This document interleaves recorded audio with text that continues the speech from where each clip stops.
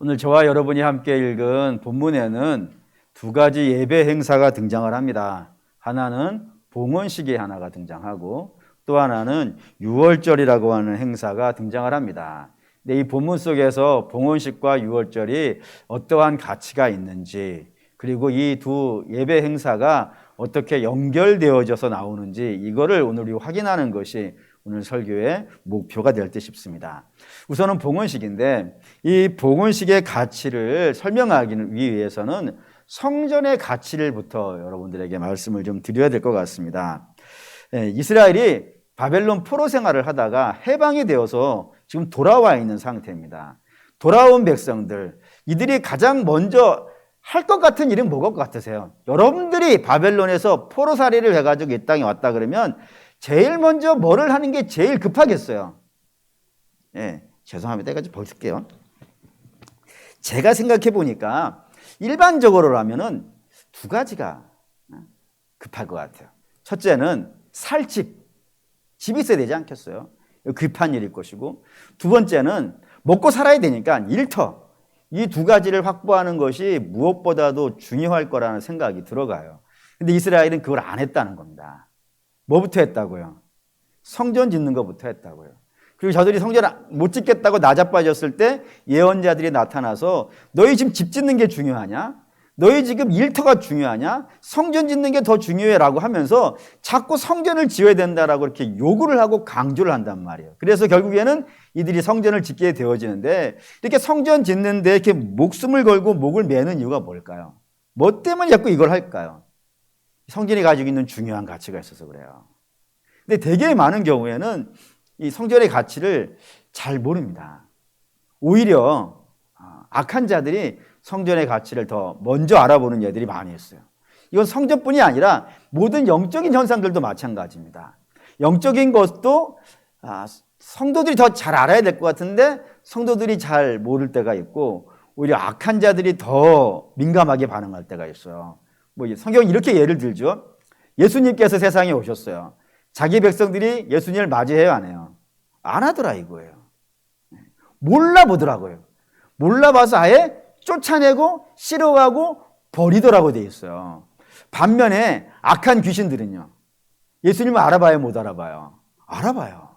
그래서 예수님께 막 따져요. 왜 지금 왔냐고. 내가 지금 여기서 잘 먹고 잘 살고 있는데 왜 나를 이 땅에 와가지고 쫓아내려고 하느냐고 막 화를 내고 따지고 하는 그런 모습으로 성경에 등장하기도 해요. 사도 바울도 비슷합니다. 사도 바울이 빌립보시에 갔어요. 근데 그 빌립보시에 가서 교회를 개척을 하고 성도들을 모으려고 하는데, 사도 바울이 전하는 복음 메시지에 대해서 반응하는 사람들이 거의 없는 거예요. 얼마나 없었냐면 사도 바울이 기도처를 못 구할 정도로, 어디 기구할 때가 있어야 기도처를 삼지 않겠어요. 기도처도 없을 만큼 못 알아보는 상황이었었는데, 그 빌립보에서 유일하게 사도 바울이 하나님의 종이라는 사실을 알아본 자가 있었어요. 그게 누구예요? 귀신이었어요. 그 여자아이 속에 들어있던 귀신이 존귀하신 하나님의, 큰 하나님의 종이 왔다라고 선포하며 쫓아다닌단 말이에요. 사도 바울이 그 귀신을 쫓아내는 일이 있을 정도로 귀신들은 잘 알아보는데 그 땅에 있는 하나님의 백성들은 잘 못 알아보는 애들이 많이 있더라 이겁니다. 이 성전 짓는 것도 그랬어요. 성전 이스라엘 지으려고 했는데, 성전 지으려고 하는 이스라엘과 성전 짓는 거를 방해하려고 하는 악한 세력들이 있었어요. 이 두 세력들 중에 누가 더 성전에 대해서 집착을 했다고요? 반대하는 자들이. 그래서 반대하는 자들이 워낙 집착을 하니까 그 집착에 못 이겨가지고 이스라엘이 성전 짓는 것을 포기하는 일이 발생이 되어졌더라 이겁니다. 이런 식으로 영적인 가치, 성전의 가치를 꽤 많은 분들이 몰라보는 반면에 악한 자들이 알아보게 되어지는데, 이 성전의 가치 이제 그래서 확인해 보려고 하는 겁니다. 사랑하는 우리 믿음의 성도 여러분, 성전의 가치는 어디에 있을까요? 건물의 크기에 있을까요? 건물의 크기에 있다 그러면은 항상 비교되는 성전이 있어요. 하나는 솔로몬이 지은 성전, 또 하나는 스룹바벨이 지은 성전. 이 두 개를 비교해 본다면 건물의 가치는요, 비교가 안 돼요. 어느 정도라고 해야 될 것 같냐면은 솔로몬이 지은 성전을 서울에 있는 타워 팰리스 정도의, 타워 팰리스가 뭔지 모르니까 뭐라고 해야 되죠? 그 펜트하우스, 그 정도 되는 집이라 그런다면은 스룹바벨이 지은 성전은 강아지 집 정도밖에 가치가 안 되는. 그래 건물로 가치로 따진다면 스룹바벨의 성전은 성전이 아닌 거예요. 근데 하나님은 솔로몬의 성전도 성전이라 부르시고 스룹바벨의 성전도 성전이라 부르시니까 건물의 가치로는 이 성전의 가치를 따질 수가 없더라 이겁니다. 그러면 그 성전에 바쳐지는 제물로 성전의 가치가 따져질까요? 한번 봅시다. 이거는 17절 6장 17절 6장 17절 읽을게요. 하나님의 성전 봉헌식을 행할 때에 숫소 100마리와 순양 200마리와 어린 양 400마리를 드리고 또 이스라엘 지파의 수를 따라 순염소 12마리로 이스라엘 전체를 위해 속죄제를 드렸고, 여기 이제 스룹바벨이 성전을 짓고 나서 이 성전에 바쳐진 제물이 등장했습니다. 그 제물이 숫소가 몇 마리라고요? 100마리. 순양이 몇 마리라고요? 200마리. 그리고 어린 양이 400마리. 도합 700마리. 많아요, 적어요? 많을까요, 적을까요? 뭐 많든지 적든지 어떤 비교할 것이 있어야겠죠? 그때 뭐하고 비교한다고요? 솔로몬이 성전을 봉헌했을 때 드려진 제물하고 비교가 되어져요. 솔로몬은 얼마나 냈을 것 같으세요? 솔로몬은 숫소가 2만 2천 마리예요. 그리고 순양이 12만 마리예요. 비교가 안 되는 거예요.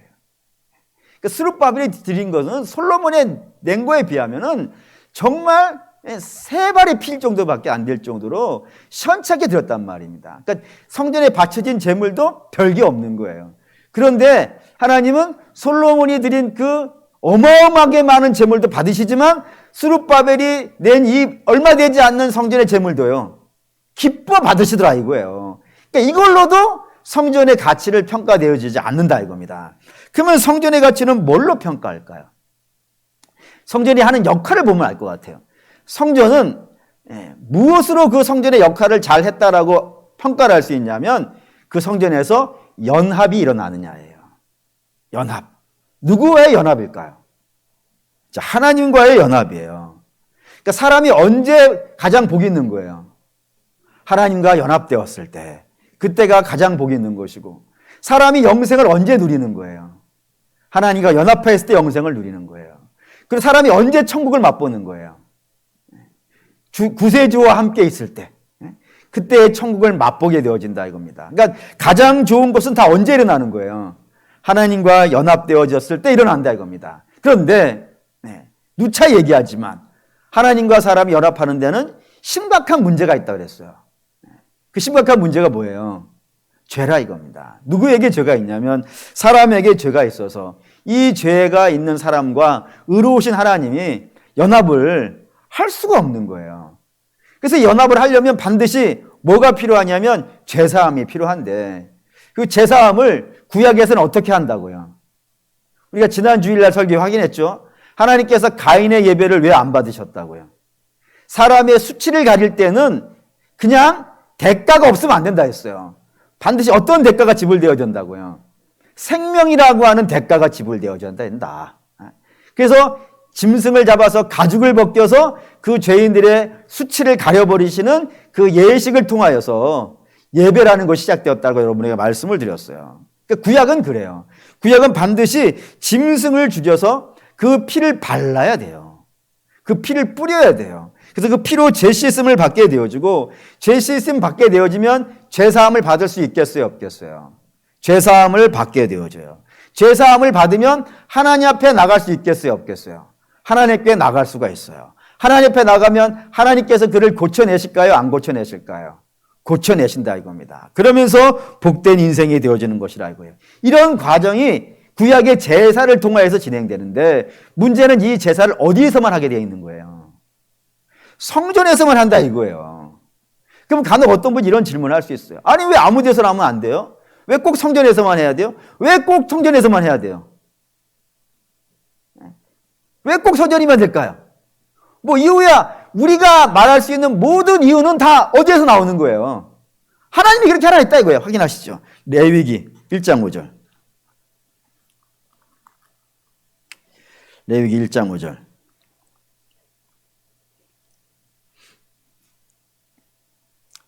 레위기 1장 5절. 읽겠습니다. 그는 여호와 앞에서 그 수송아지를 잡을 것이요 아론의 자손 제사장들은 그 피를 가져다가 회막문 앞 제단 사방에 뿌릴 것이며 라고 했어요. 이 모든 제사에 다 나오는 말이에요. 뭐냐면은 짐승을 잡을 때 어디서 잡으라고요? 여호와 앞에서. 그 여호와 앞에가 어디냐면 그 짐승을 잡아서 받은 피를 어디에 뿌리라고요? 회막문에 뿌리라고 되어 있다고요. 회막문이 어디예요? 성막이에요. 성전에서 뿌리게 되어 있단 말이에요. 그러니까 딴 데서 짐승을 잡아가지고 피를 갖고 여기까지 와가지고 뿌리는 것이 아니라 성전 회막, 하나님 앞에서 짐승을 잡아서 그 피를 반드시 회막문에 뿌려야 되기 때문에 이 모든 일들은 성전에서만 진행이 되는 거예요. 그래서 성전이 가치가 있는데 문제는 BC 586년 바벨론이 쳐들어와서 성전을 어떻게 해버린 거예요? 무너뜨려 버렸다니까요. 돌 위에 돌이 얹혀지지 않도록 완전히 무너뜨려 버렸다고요. 그러니까 성전이 무너졌으니까 뭐를 못하겠어요? 제사를 못해요. 제사 거기서만 해야 되는데 그게 무너져 버렸으니까 제사를 못하고, 제사를 못하니까 짐승을 못 죽일 것이고, 짐승을 못 죽이니까 그 피를 회막문에 뿌릴 수도 없을 것이고, 그 피를 못 뿌리니까 제사함도 없을 것이고, 제사함이 없으니까 하나님 앞에 나갈 수도 없을 것이고, 하나님 앞에 나가지 못하니까 하나님이 치유도 못하실 것이고, 그리고 하나님이 치유를 안 하시니까 하나님과 연합이요 안 되는 거예요. 그러니까 성전이 무너짐으로 인하여서 이스라엘은 하나님과 분리되어져 버렸고, 분리되어진 인생은 어떻게 되는 인생이에요? 죽은 인생이라고요. 비참한 인생이라고요. 그래서 그 비참한 삶을 이스라엘은 바벨론 포로로 살고 있는 거예요. 비참함을 상징하고 있는, 하나님과 분리되어져 있는 자의 비참함을 상징하는 것이 바벨론 포로라 이겁니다. 그래 얼마나 괴로운 삶을 살았겠어요. 근데 그런 괴로운 삶을 살던 이스라엘이 다시 가나안에 돌아와서 성전을 지은 겁니다. 성전을 지었으니까 뭐를 할 수 있는 거예요? 다시 희생제사를 드릴 수 있고, 희생제사를 드렸으니까 제사함을요 받을 것이고, 제사함 받으니까 하나님 앞으로요 들어갈 수 있고, 하나님 앞에 들어가니까 하나님과 연합이 되겠어요? 안 되겠어요? 연합이 되는 거예요. 그럼 다시 복된 인생이 시작된다 이겁니다. 그러니까 성전이 세워진다는 건 단지 건물 하나가 세워졌다는 것이 아니라 하나님과의 연합이 일어났다는 신비로운 상징을 설명하는 거예요. 그럼 이렇게 얘기하면 어떤 분들은 이런 질문 하시는 분이 있을지 모르겠어요. 목사님, 그럼 지금은 성전이 없는데요? 지금은 얘기 들어보니까 그 성전이 있었던 자리가 로마에 의해서 무너져 버리고 그 성전 터 위에 다른 건물이 세웠다는데요. 그 다른 건물이 어떤 건물이냐면 이슬람의 최고의 성지, 이슬람 3대 성지가 있거든요. 메디, 메카나, 그리고 예루살렘. 3대 성지고 그 3대 성지에 그 위에 황금돔이 딱 쓰여 있어가지고 그거 무너뜨리면은 세계대전 난다는데 그래서 못 짓는다면서요. 성전 없으니까 어떻게 해요? 내지는 또 이렇게 질문하신 분도 있을지 모르겠어요. 목사님, 우리 교회가 성전 아닙니까? 그렇게 하면은 뭐라고 해야 될까요? 그러면 성전을 다시 지어야 되나? 예를 들어서 그럼 우리가 이스라엘과 연합을 해가지고 예루살렘에 있는 황금도 밀어버리고 거기다가 같이 연합해서 성전을 지을까요? 그럴 필요가 없는 거 아시죠? 우리는 황금돔을 밀어버리고 새 성전을 지을 필요가 없고, 그리고 사실은 우리의 성전도 우리가 성전이라고 부르는 것이지 정확하게 말하면 예배 처소예요. 예배를 드리기 위한 처소로 건물을 갖고 있는 것이지 이것을 성경이 말하는 성전이라고 하지 않습니다. 왜 그럴까요? 왜 예루살렘에 다시 성전을 지을 필요가 없고 우리 건물을 꼭 성전이라고 우기게 될 필요가 없을까요? 성전이 있기 때문이에요. 성전이 있어요, 여러분. 지금 성전이 있음을 믿으십니까? 어디에 있어요? 찾읍시다. 요한복음 2장 19절.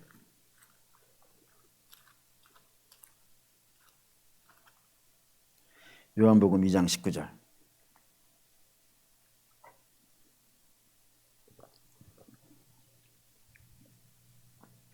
이 19절부터 21절까지 읽을게요. 예수께서 대답하여 이르시되 너희가 이 성전을 헐라 내가 사흘 동안에 일으키리라. 유대인들이 이르러 이 성전은 46년 동안에 지었거늘 내가 3일 동안에 일으키겠느냐 하더라. 그러나 예수는 성전된 자기 육체를 가리켜 말씀하시니라. 성전이 있다 이겁니다. 그 성전이 어떤 거라고요? 예수님이 성전이라고요. 그러니까 건물로서의 성전을 갖고 있던 시대는 구약 시대예요. 근데 예수님이 오심으로 그 구약 시대가 어떻게 된 거예요? 끝났어요. 그러니까 이제 건물로서의 성전은 필요가 없어요. 우리는 무슨 성전이 있냐면 예수 그리스도의 성전이 있어요. 그렇기 때문에 이제 우리는 짐승으로 제사를 드리지 않아요. 짐승으로 제사를 드리지 않고 우리는 어떤 걸로 제사를 드렸어요? 예수 그리스도의 피로 제사를 드렸어요. 그것도 단번에 드림으로 영원히 완성되어지는 제사를 우리 예수 그리스도께서 드려버리셨다 이겁니다. 그렇기 때문에 이제 우리는 옛날에는 유대인들은 이스라엘 그 예루살렘에 있는 성전에 들어가서 하나님과 연합을 하지만 지금은 우리는 건물로서에 대한 성전에 들어가서 하나님과 연합하는 것이 아니라 어디로 들어간다고요? 하나님 안으로 직접 들어간다 이거예요. 보시죠. 고린도후서 5장 그 유명한 말씀 5장 17절. 고린도후서 5장 17절 291페이지 고린도후서 5장 17절 읽겠습니다. 그런즉 누구든지 그리스도 안에 있으면 새로운 피조물이라 이전 것은 지나갔으니 보라 새 것이 되었도다. 이전 것은 끝났어요. 이제는 우리는 건물로서의 성전 안에 들어가는 사람이 아니라 어디 성전 안으로 들어간다고요? 예수 그리스도의 성전 안에 들어간다고요. 그래서 예수 그리스도와 연합한 새로운 피조물이 되었다 이겁니다. 그게 신비한 거예요. 그렇기 때문에 그래서 우리는 새로운 피조물이에요. 예수 그리스도 안에 들어가서 하나님과 연합되어진 신비로운 피조물. 그게 이 시대의 교회가 되어진다 이겁니다. 근데 어쨌든 그러니까 신약 시대는 성전이 필요가 없어요. 건물로서의 성전 말이에요. 어쨌든 지금은 그건 신약 시대고 우리가 지금 읽은 에스라는 어느 시대예요? 구약 시대예요. 구약 시대니까 그 건물이 있어야 돼요. 그 건물이 있어야 돼요. 그래서 건물을 짓는 겁니다. 지금 건물을 지어서 거기에서 희생 제사를 드림으로 하나님과 연합되어지는 그런 역사를 일어나는 것이 이 스룹바벨 성전이라 이겁니다. 그래서 여기에 중요한 단어가 등장했어요. 그 단어를 보시죠. 6장 16절 읽겠습니다. 이스라엘 자손과 제사장들과 레위 사람들과 기타 사로잡혔던 자의 자손이 즐거이 하나님의 성전 봉헌식을 행하니라고 해서 그 봉헌식이라는 단어가 있어요. 이 봉헌식에다가 동그라미를 팍 쳐놓고 이제 들으셔야 된다 이겁니다. 이 봉헌식이 아람어인데 이스라엘 구약 성경은 아람어도 있고 히브리어도 있고 막 그래요. 어쨌든 이건 아람어예요. 아람어로 들어보신 분도 있을지 모르겠는데 이게 하누카라고 하는 단어입니다. 하누카라는 말을 어디서 들어봤냐면 이스라엘 절기 중에 하누카라고 하는 절기가 있어요. 이거를 우리식으로 말하면 수장절이라고 하는데 혹시 수장절 들어보셨나요? 수장절이 언제 등장하는 제사냐면은 성경에는 안 나와요. 어디에 나오냐면 말라기하고 마태복음이 몇 장 차이예요. 이런 당황스러움이 있나? 말라기하고 마태복음하고는 몇 장 차이예요? 한 장 차이예요. 그렇게 어려워하실까? 한 장 넘어가면 마태복음이에요. 근데 그 한 장 넘어가는 그 사이가 400년이에요. 그 400년을 중간시대라고 불러요. 그 400년인데 이 400년 기간 중에 중요한 역사가 하나가 있었어요. 뭐냐면 시리아의 왕 중에 안티오코스 에피파네스 3세라고 하는 그런 왕이 있었어요. 이 왕이 애굽을 점령하러 갔다가 열받아서 돌아오다가 예루살렘을 쳐들어갔어요.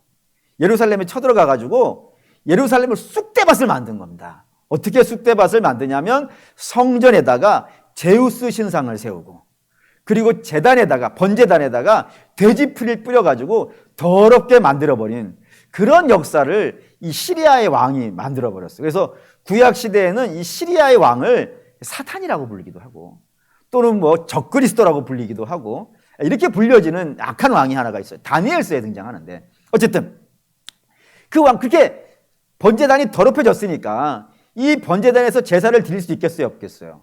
없죠. 돼지는 키우지도 않는데 그 돼지 피가 뿌려졌으니 부정하게 됐을 것 아니겠어요? 그래서 이스라엘이 이 시리아라는 나라에 의해서 독립을 하거든요. 독립을 하면서 성전을 보수해요. 더러워진 성전을 보수를 해요. 그래서 이 제우스 상도 털어내고 번제단에 묻어있던 돼지피도 정갈하게 씻는 식을 다 하고 나서 새로운 절기를 선포하니 그게 한우카예요. 한우카라는 건 어떤 뜻이냐면 더러워진 것이 어떻게 되는 거예요? 깨끗해지는 것. 그런 단어, 그런 말이 있었단 말이에요. 쭉 구약에도 그런 말들이 쭉 있었는데 그 단어가 본격적으로 절기로 쓰여진 것은 그 에피파네스라고 하는 왕이 나라 이스라엘을 망쳐놨을 때 그걸 복구하면서 한우카라는 말을 썼다 이거예요. 근데 그것이 여기에 등장하는 단어라 이겁니다. 왜 이런 단어를 쓰냐면 지난 70년간 이스라엘이 어떤 상태였으니까요. 더럽혀졌다 이겁니다. 이방에게 더럽혀지고 우상에게 더럽혀지고 악한 것들에 더럽혀져 가지고 온전치 못했단 말이에요. 지난 70년간이 바벨론 포로 생활 동안이. 근데 그것을 이 성전을 보수하면서 이제 우리가 하나님과 새롭게 연합되어졌다는 그 선포를 온 열방과 백성 앞에서 하고 있는 겁니다. 그것이 이 봉헌식이에요. 그러니 봉헌식이라는 것은 단지 건물을 지어놓고 하나님 이거 받으세요가 아니었다 이거예요. 이 봉헌식이라는 것은 이제 우리가 악하고 더러운 시대를 끝냈다 이겁니다. 그 믿음이 없고 또 우상에게 짓밟히고 이방에 의해서 좌우되던 그 믿음 없었던 시대가 끝나고 이제 하나님과 연합되어져서 새로운 인생을 시작합니다. 거룩한 인생의 삶을 시작하겠습니다. 라고 선포하는 시기 뭐였다고요? 그게 한우카였다 이거예요. 그 한우카를 시작했다 이겁니다. 그리고 나서 시작된 예배가 뭐였다고요? 그게 유월절이라고 성경이 이야기를 하고 있는 거예요. 이걸 이렇게 연결시키는 거예요. 그러니까 새롭게 된 자들은 어떻게 해야 된다고요? 유월절을 지켜야 된다 이겁니다. 이게 뭔 의미인지 다시 한번 말씀을 드릴게요. 유월절, 우선 유월절부터 얘기합시다. 유월절 잘하는 것이지만 그것도 한번 다시 확인하는 의미에서 이야기를 진행해 볼게요. 유월절은 언제 시작이 되어지냐면 하나님께서 애굽에 10번째 재앙을 내리기 전날 밤이에요. 9번째 재앙은 끝났고 10번째 아직도 하나님의 말씀을 듣지 않고 이스라엘 백성을 내놓지 않는 그 바로와 이스라엘 애굽 세력들을 하나님께서 치시기 위해서 죽음의 사자를 보내셨어요. 그리고 죽음의 사자에게 명령하시기를 너희들은 모월 모일 모시에 이 애굽 전역을 다니면서 모든 왕의 집에서부터 시작하여 고관 대작은 말할 것도 없고 일반 백성과 짐승에 이르기까지 첫 번째 난 아들은 다 어떻게 하라고요? 다 죽이라 이거예요. 그 명령을 받았어요. 누구도 예외는 없다. 누구도 예외 없이 애굽에 살고 있는 모든 자는 짐승에 이르기까지 다 죽여야 된다라는 명을 받고 들어가는 거예요. 그때 하나님께서 모세를 통하여서 이스라엘 백성들에게는 그 죽음의 사신을 넘어갈 수 있는 방법을 주신 겁니다. 넘어갈 수 있는 방법을 주셨다는 건 무슨 말이냐면 이스라엘도 죽을 수 있다는 거예요. 예외 없으니까. 그래서 방법을 주시는데 그 방법이 뭐냐면 양을 죽이라 이겁니다. 그리고 그 피를 임방과 물설주에 바르고 그리고 반드시 이스라엘 백성들은 어디에 있어야 된다고요? 그 임방과 문설주에 피가 발려진 집안에만 있어야 돼요. 옆집에 가 있으면 안 돼요. 같은 이스라엘이라 하더라도 옆집에 가 있으면 안 되고 그 피 발린 집에 함께 앉아가지고 그 피 발린 집에서 뭐 해야 돼요? 그 짐승을 먹어야 돼요. 쓴나물과 포도주와 함께 그걸 먹어야 된다. 무교병과 함께 그걸 먹고 있어야 된다 이거예요. 그때서야 비로소 죽음의 사신이 넘어간다라고 했는데 실제로 이제 그런 일이 벌어지죠. 다 죽어나갑니다. 다 죽어나가는데 이스라엘만 안 죽었다 이겁니다. 왜 안 죽은 거예요? 왜 안 죽을까요? 왜 안 죽었을까요? 피 발랐으니까 그럼 우리도 피 바를까요? 그리고 단순한 문제가 아니라는 걸 아셔야 돼요. 왜 안 죽었냐면 이스라엘이 소속이 바뀌었다 이겁니다. 소속이. 어떻게 소속이 바뀌었냐면 원래는 어떤 소속이었는데요. 원래는 바로의 소속이었어요. 바로의 종이었어요. 그래서 바로가 시키는 대로 사는 거예요. 바로가 일하려면 일하는 거예요. 재료 안 주고 일을 시키면요. 그래도 해야 되는 거예요. 바로가 우리 집 아들 잡아다가 나일강에 집어 던져둬요. 찍소리 못하고 다 하라는 대로 해야 돼요. 왜요? 그들의 주인이 누구니까? 바로였다 이거예요. 근데 이제 유월절로 말미암아서 소속이 어디로 넘어간 거예요? 하나님께로 넘어간 거예요. 하나님의 소속으로 넘어갔으니까 이제 누구 말을 듣는 거예요? 하나님 말을 듣는 거예요. 하나님 말을 들으니까 양을 죽이고 그 피를 받아서 문설주와 임방에 바르고, 아니 그거 바르면 죽음의 사신이 넘어간다는 역사적 전례를 한 번도 없었어요. 그런 일도 없는데, 에이, 지금도 그런 분 있잖아요. 당신 예수 안 믿으면 죽어? 그러면 뭔 그런 소리를 해? 하고 안 믿는 사람 얼마나 많아요. 그 당시에 사람들 그랬을 거란 말이에요. 피 바르고 임방에다가 피 바르고 그 방 안에 앉아가지고 그거 먹어야 돼? 라고 말했을 때, 에이, 뭐 그런 걸로 죽어 안 죽어? 뭐 이런 식의 하는 사람도 있었을 거란 말이에요. 근데 그거를 바르고 그걸 먹는 이유가 뭐예요? 하나님께 소속이 바뀌었기 때문에 하나님 말씀을 듣는 거예요. 하나님 말씀을 들으니까 그들이 살아났더라 이겁니다. 그게 6월절이 가지고 있는 중요한 의미예요. 그래서 이스라엘이 자기들의 소속을 분명히 할 때 열방들이 막 어마어마한 열방들이 눈앞에 있어요. 그래가지고 그 열방들의 압박에 막 고통스러워하는 그 순간마다 이스라엘 6월절을 해요, 성경에는. 그래서 우리의 소속이 어디라고요? 하나님이라는 걸 분명히 확인한단 말입니다. 예를 들어서 여호수아가 요단강을 건넜어요. 요단강을 건너니까 그 앞에 뭐가 있냐면 여리고가 있어요. 여리고는 애굽도 복된 성이에요. 그런 초롱성이 눈앞에 있어요. 얼마나 두렵고 떨리는 상황인지 몰라요. 전에는 강이라도 있어가지고 강 넘어오는 동안에 도망이라도 갈 수 있는데 이제는 우리가 강을 넘어왔잖아요. 그러니 적을 눈앞에 보고 있으니 얼마나 겁나겠어요. 그때 이스라엘이 거기서 뭐 해요? 6월절 해요. 우리 소속 하나님이라 이거예요. 바로도 어떻게 못했던 하나님이라 이거예요. 그 하나님이 우리와 함께 하시니까 저 앞에 있는 여리고 뭐가 겁나냐 이거예요. 우리 하나님 소속이야. 한번 붙자! 라고 하는 거란 말이에요. 이 히스기야도 그래요. 히스기야가 왕이 되기 직전에 어떤 일이 벌어졌냐면 아수르가 북이스라엘을 멸망시켰어요. 북이스라엘 몇 번 말씀드렸죠? 이스라엘 남유다는 이스라엘 12지파 중에 2지파, 북이스라엘은 10개 지파, 5배가 큰 나라예요. 그 5배가 큰 나라가 아수르라는 나라에서 멸망을 당했어요. 그러고 나서 히스기야가 왕이 된 거예요. 얼마나 떨리겠어요. 다음 멸망은 누구니까? 우리니까. 근데 그 앞에서 6월절을 하는 거예요. 우리 소속 어디라고요? 하나님이라고.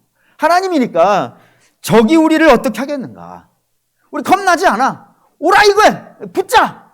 우리 하나님 소속이니까 우리 하나님 말씀만 들어 라고 하는 거란 말이에요. 이 수르바벨 공동체도 마찬가지라 이겁니다. 성전을 지었어요. 이제 하나님께 예배를 드리는 새로운 공동체가 됐어요. 하나님과 연합된 공동체가 됐어요. 근데 여전히 열방에는 오만 적들이 엄청나게 넘치잖아요. 여전히 우상들도 창궐하고 자기들은 이제 겨우 포로에서 돌아와서 겨우 예루살렘 하나에다가 성 만들고 새로운 나라를 시작하는 볼품없는 민족이에요. 그런데 비록 우리가 지금 그런 형편이지만 우리는 주님과 새롭게 연합되어진 소속이 바뀌어져 있는 그런 백성들이니까 우리 이제 누구 말만 듣는다고요? 하나님 말만 듣는다는 선포식을 하고 있는 거란 말입니다. 근데 이게 굉장히 어려운 문제라 이거예요.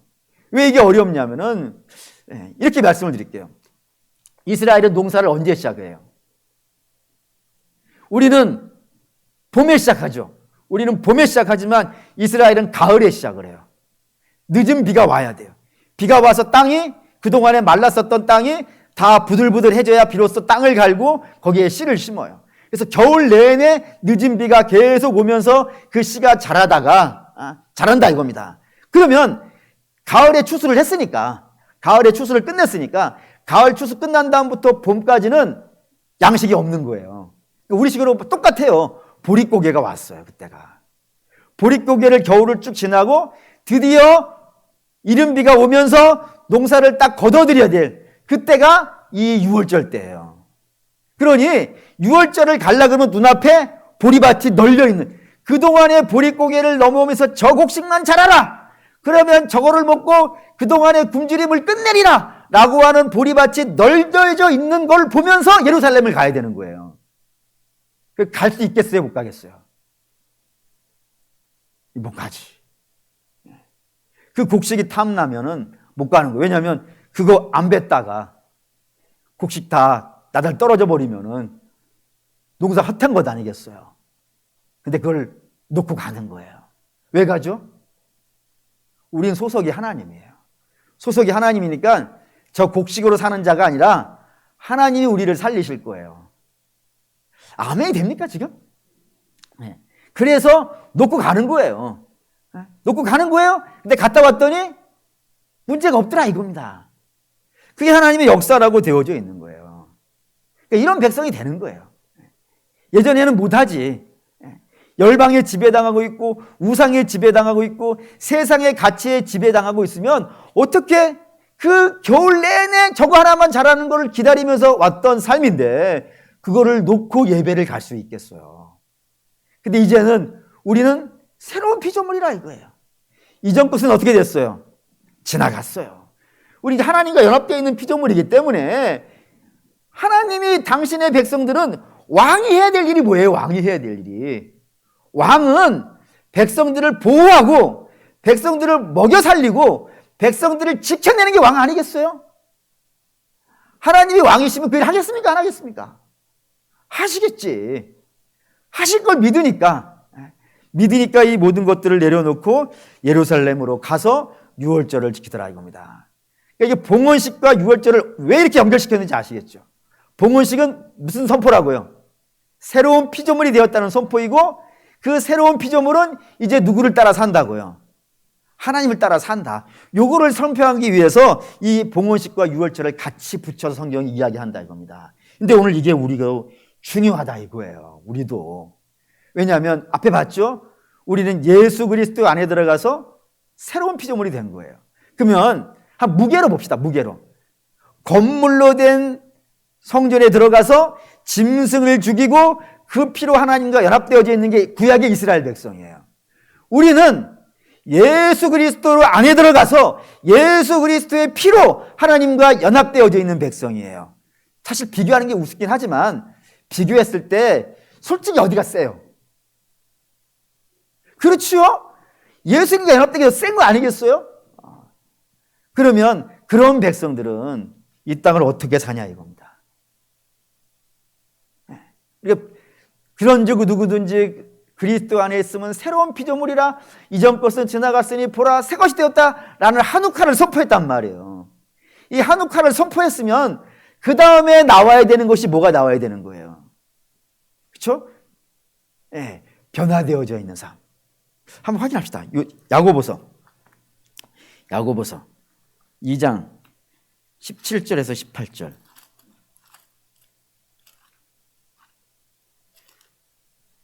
야고보서 372페이지 야고보서 2장 17절에서 18절 읽겠습니다. 이와 같이 그 자체가 죽은 것이라 어떤 사람은 말하기를 너는 믿음이 있고 나는 행함이 있으니 행함이 없는 내 믿음을 내게 보이라. 나는 행함으로 내 믿음을 내게 보이리라. 예, 믿음이 있으면 뭐가 나온다고요? 행함이 나온다 이거예요. 그 행함이 뭐예요? 예수 그리스도로 말미암아 변화된 삶. 예수 그리스도로 말미암아서 변화된 삶이 뭐겠어요? 하나님 말씀대로 사는 거예요. 하나님 말씀대로 살아가는 거. 물론 그게 처음부터 완벽할 수는 없습니다.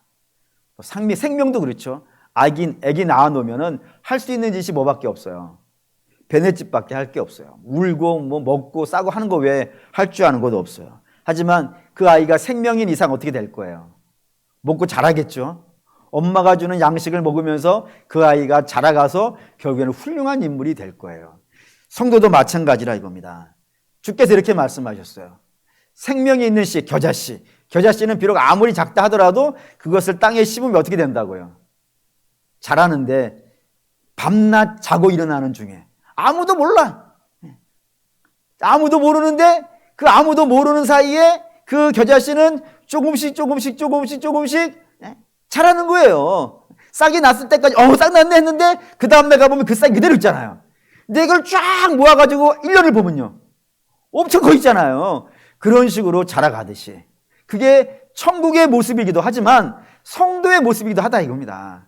성도 역시 그가 하나님 그리스도에 연합되어져 있으면 반드시 그의 삶이 옛날에 그 육체에 매여있던 삶들은 점점 약해지고 줄어서 죽어갈 것이고 반면에 예수 그리스도를 닮아가는 삶은요 점점 커진다 이거예요. 점점 커져서 훌륭하게 되어진다 이겁니다. 그러니 성도도 마찬가지가 되는 거예요. 구약의 성도든 신약의 성도든 그 죄사함을 받고 하나님과 연합되어져 있는 자들은 한옥화가 선포되어져 있는 자들이고, 한옥화가 선포되어 있는 자들은 반드시 그들의 삶에 변화의 역사가 나타나고 하나님의 말씀에 순종하는 일들이 벌어지더라 이겁니다. 그러기 때문에 성경이 우리에게 요구하는 게 있다 이거예요. 그게 뭐냐면 각자의 믿음을 시험해 보라 이거예요. 내가 잘하고 있는지. 생명이 있으면 어떻다고요? 잘한다 이거예요. 생명이 없으면 안 잘한다 이거예요. 그 딱 당연한 건 아니겠어요? 육체를 심으면 육체가 나는 것이고 영을 심으면 영이 나는 거예요. 반드시 심는 대로 거두는 거예요. 그래서 아멘이 됩니까? 시험해 보셔야 돼요. 나고 있는지. 이렇게 얘기하면 이제 어떤 분들은 간혹 질문을 하죠. 제가 그러면 구원 못 받았다는 얘기입니까? 라고 역정을 내실 수 있는데 역정될 문제가 아니에요, 여러분. 시험, 이 학교로 가보죠. 학교로. 시험은 학교 다니는 애들이 봐요? 아니면 학교 안 다니는 애들이 봐요? 학교 안 다니는 애들은 시험 안 봐요. 시험 안 보니까 자유로워요. 그 대신 상급학교도 못 가요. 뭐 뻔한 건 아니겠어요? 시험은 누가 봐요? 비싼 돈 내고 학교를 다니는 애들이 봐요. 맞잖아요. 그리고 시험 보고 맨날 선생님한테 혼나요. 선생님한테 혼나는 것만 다행이죠. 집에 가면 부모님한테 또 혼나요. 그리고 방에 들어가 지호자 책임을 또 뜯어요. 그러면서 다음부터 열심히 공부해가지고 선생님한테 안 혼나야지. 부모님한테 안 혼나야지. 내 머리 안 뜯어야지. 그런 거 아니겠어요? 할렐루야. 학생도 그래요. 그러니까 신자도 그래야 돼요. 신자니까 시험해 보는 거예요. 불신자가 자기 믿음 뭐로 시험하겠어요? 시험 안 해요. 하라고 해도 안 해요, 거기는. 근데 신장을 하는 거예요. 내가 지금 제대로 믿고 있는지, 내 삶에 성령의 열매가 있는지, 주께서 말씀하신 그 믿음의 삶이 내게 있는지, 내가 예수 그리스도로 말미암아서 변화되었는지, 거듭났는지 시험해 보는 거예요. 그리고 그 시험 점수가 제대로 안 됐으면요, 회개하는 것이지. 회개도 역시 신자만이 하는 거예요. 회개하는 거예요. 주님 내게 은혜를 베풀어. 학생이 시험 보고 와서 시험 망쳤다고 다시 공부하듯이 성도도 마찬가지입니다. 자기가 자기를 점검하는 거고 시험해 보는 거예요. 시험해서 잘 자라고 있는지. 잘 자라고 있으면 더 힘을 내야죠. 힘들어도 더 힘을 내고 더 용기를 내서 더 정진해야 되는 것이고, 시험했는데 얘 안 좋아. 그러면은 어디서부터 안 좋아졌는지, 어디서부터 첫상을 잃어버렸는지 점검해서 회개하고 돌이켜서 다시 은혜 받아서 다시 믿음의 삶을 시작하는 그런 것이 성돈된 자의 모습이에요. 할렐루야. 그리고 우리 사랑하는 믿음의 성도 여러분, 성전이 되어졌으면, 한옥화가 되어졌으면 6월절이라는 열매가 등장을 하듯이 예수 그리스도로 말미암은 구원의 기쁨을 누린 저와 여러분들에게도 변화된 신자의 삶이 나타나시기를 주의 이름으로 축원합니다. 아멘. 기도하겠습니다.